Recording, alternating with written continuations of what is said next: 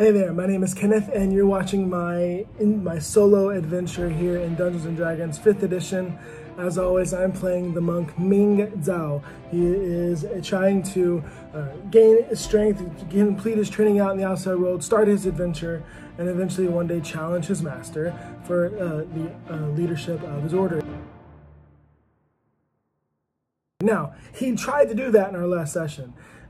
Over the anger of and the grief and anger over Lia Chun's death, he goes back to his monastery and blames her death on the order, specifically his master for refusing help and for his friend for refusing help too. And so he challenges his master Dalong to a fight for the sole leadership of the monastery, and of course, gets completely demolished in one round, no less. And so just the sheer gap of power between them is evident for Ming and for everybody to see.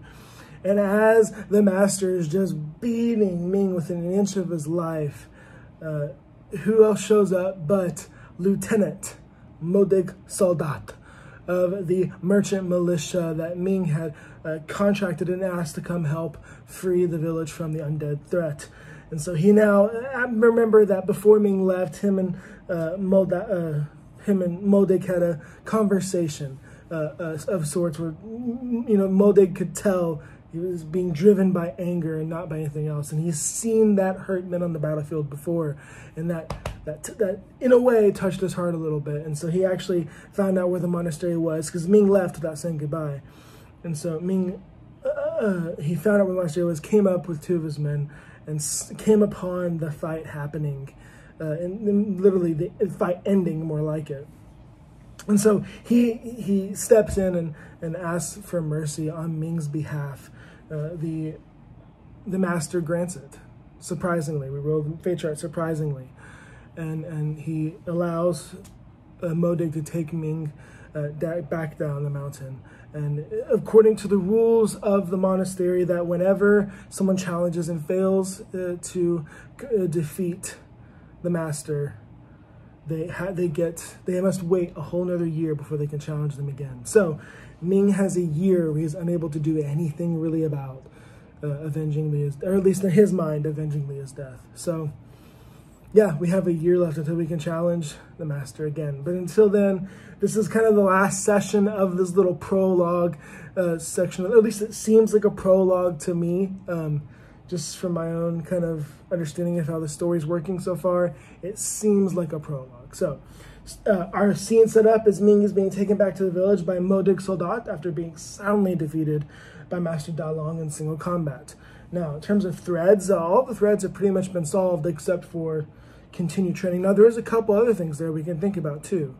One, we have the event that happened on the way back from Soldera with Lieutenant Soldat, with the 2 soldiers that tried to essentially murder him in cold blood in front of everybody. Clearly, something is going on. There's some kind of dispute inside the ranks of the merchant militia that maybe we can talk about later. And there's also the big question here that I think nobody's asking yet, and Ming, I'm sure, will ask this session, hopefully, is where did the undead come from? They just showed up. We just accepted that they're a fact of life, and where did they come from? Well, we haven't had the chance to ponder that until now, so that's definitely some threads that we can possibly pursue. All right, with that said, let's dive in. Our chaos factor is up to a 6. Last time did not go how Ming wanted it to. So I think that's pretty safe to say. So our chaos factor is up to 6. We're going to roll against chaos to see if the scene's going to play out how I think it will. Oh, no. Don't drop your dice, children. Treat your dice nice. All right. So roll against chaos. A 5. Oh, come on, you're killing me. So it's an altered scene, so it's going to play out similarly, but not perfectly to what. So logically, I think in my mind, Ming's going to be brought back to the village, and Soldat's just going to leave him there and then go back his way. But I'm going to roll against fate, the fate chart. I'm going to say 50-50. Does Moldat stay with Ming, or does he just drop him off? So does he stay with Ming? Wow. and 97. That is not just a no, but an exceptional no. And so Ming, like, he doesn't leave a note, doesn't leave anything. He just literally takes him to the village down at the bottom of the mountain, drops him off with the people there. Doesn't leave a note or anything, just drops him off. In his mind, he's probably thinking, hey, I've done my part. I helped him. He's not going to die. Whatever. I got more important things to worry about. So he's out. He's done. He's gone. He's not going to be messing with Ming much anymore. So during his literally coma that he's been induced with by getting his head bashed in, Ming dreams about Leah and having a life with her, and and being happy, maybe even having a family. Obviously, in the dream, it seems like he's left the order, so who knows if that's what he really wants to do. Who knows? But yeah, clearly he has those dreams, and when he's sleeping, he wakes up occasionally to have someone eat. He doesn't even know where he is, right? He just occasionally someone's feeding him soup or something. He goes back to sleep and drink water, goes back to sleep, and he sleeps off. And we're going to say that we're going to look at a D12. Yeah, a D12, 1D12 days, or 1D12 times 2 days that he'll be out. So 8. So 8 times 2 is 16. He's going to be out of commission for 16 days. So that almost 2 weeks, a little over 2 weeks, he's going to be in and out of consciousness and all the other stuff. Finally, after the 16 days, on the 17th day, he's going to wake up. He's going to sit up and he's going to hold his head. But at this point, the swelling has gone down, obviously. His eyes can be open. Both his eyes can be open. And his nose is okay. It's got a little bump right here from being knocked in, but it's not too bad. He's clearly got some scarring right here, and not to mention the scar that his other master left as well before. This isn't the first time his master has injured him, but still he feels really sore and bed sore as well. So he slowly gets up, and he can feel his body creak and crack from being literally motionless for 2 weeks. He sees a pitcher of water next to his bed. He grabs it and puts it in the cup and takes a drink. His mouth is dry and crusty and so he's just waking up, right? He sees his staff and he uses it to steady him as he stands up, and he just uses it kind of as a walking stick to hold him up. And he goes to the door, and that's when it hits him. That's when it hits him. The house he's in is Leah's. And then it hits a fresh wave of grief. He feels horrid, like he's been here for 2 weeks, laying in the same bed that she died in. And it's too much for him. And he just starts crying. A couple of tears start coming down his cheeks, and he just quickly wipes them away. This is too much. This is just too much. So he slowly opens the door. He's wearing a long set of pajamas. Whoever has put him here is taking great care to keep him comfortable and also allow him to heal the best he can. Outside, he sees he's in the village where Leah's house is at the foot of the mountain. It's nice and beautiful outside. People are running around. Kids are running around doing their various tasks for the day. A couple of people see Ming open the door, and they rush over to be like, no, you need to. He's like, no, I'm fine. I'm about as good as rest is gonna help. What happened? Wait, what? And his head starts hurting a little bit, and he's like, oh, I'm so hungry. And so Ming and the villagers kind of go back into Leah's house, and they sit him down and get him some food made and kind of fill him in on what had happened and how Moldat had, or Soldat, I keep calling him Moldat, that's not his name. Modig Soldat had brought him to the village and set him down, and then he left pretty much immediately afterwards. And Ming, realizes that he's going to have to thank him somehow, someday. And so he's just chilling. He's chilling. So I actually don't know where to go from here. I really don't. So this is where the fate system comes into play. We can roll a random event. Release again. Interesting. Release love. Okay. Interesting. Oh man. So release love. I think that means is that Ming needs a time of grieving still, and his wounds quite haven't really healed. So I'll give him another D12. So I mean, we'll be here another 3 days, just to obviously not heal perfectly, but you know, to get to a point where he can move and do things. But during those 3 days, he's going to have someone come and visit him. So one day, let's say the next day, while he's sitting in Leah's house and he's eating a bowl of soup that someone made for him. By this point, many of the villagers have agreed to take care of him and nurse him back to health. They know that if he had not acted, then they would have had to deal with the undead situation themselves. And bringing Lieutenant Stoldat's men really helped out with the situation. And so they're treating Ming with, you know, they're grateful. So they're helping him out. And so they during this, when he's eating this bowl of soup, he hears a knock at the door. And he gets up and he walks over. He's walking fine, but he still leans on his staff just a little bit. He's still feeling a little weak still from the total beatdown he got from his master. He opens the door and there is Korvak. Korvak is you know, obviously a dwarf, so he's looking down and he's going, "Oh, my boy, my friend, you're fine. Oh, I'm so worried. It's good to see you too, Korvak. Please, come in." And so he closes the door, and Korvak takes a seat at the table across from Ming, and Ming sits down. He offers him a spare bowl of soup, and Korvak refuses. He's not here to eat. No, it's okay. May I? And he holds up his pipe, and Ming says yes. So Korvak, you know, lights his pipe and takes a puff from me and says, "Boy, you worried me. I was very worried about you. It's good to see that my nephew took good care of you." "Yes, he did. Tell him that I'm grateful. I don't know how I can repay the debt." "I'll tell him you're grateful. Don't be in debt to him. He will call you on that." "Well, I still feel indebted to him, and I want to help him someday. But, Korvak, I'm just not in the mood to entertain you. I'm sorry. I'm sorry. I'm not in the high spirits right now." "Yes, I can tell. My nephew said that you had acted out in anger. He filled me in a little bit, but I'm assuming it's because of the death of the girl. I mean, that's whose house we're in now, isn't it?" "Yeah. That's why." "My boy, no. You are a man now.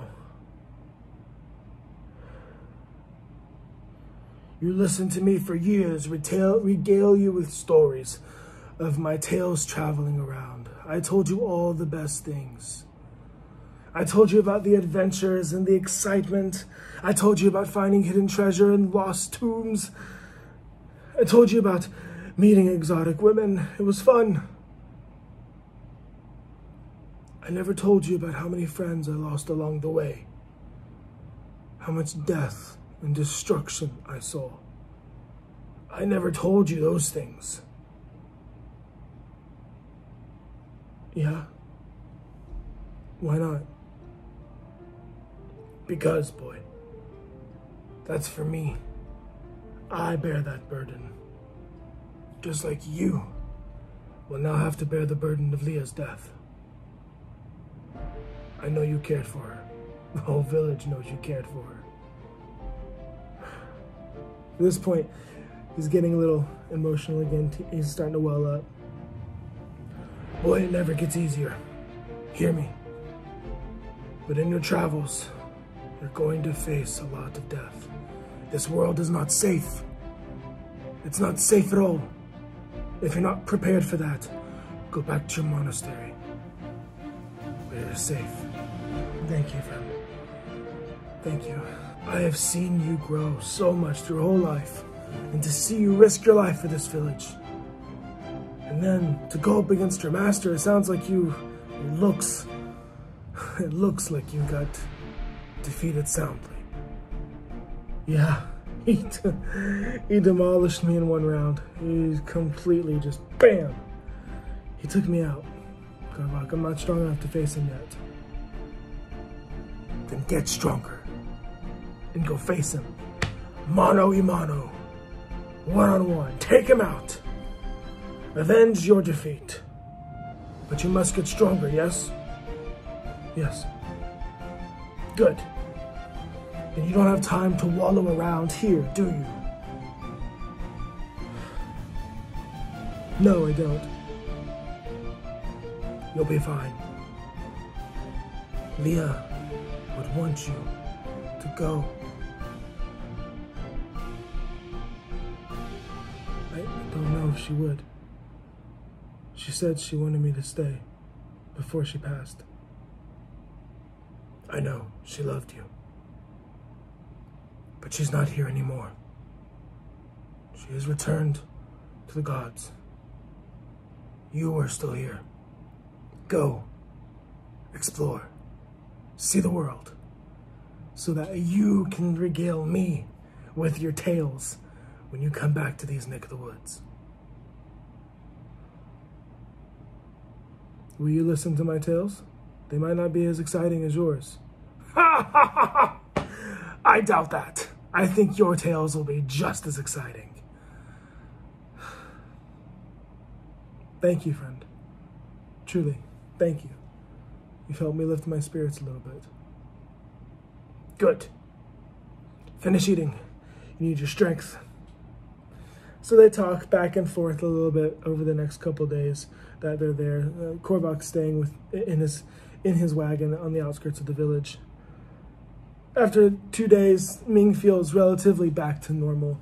He's slept for several weeks, been here, he's been eating properly and taking care of himself. He's even begun doing some of the forms and kata that he learns with his quarterstaff as normal.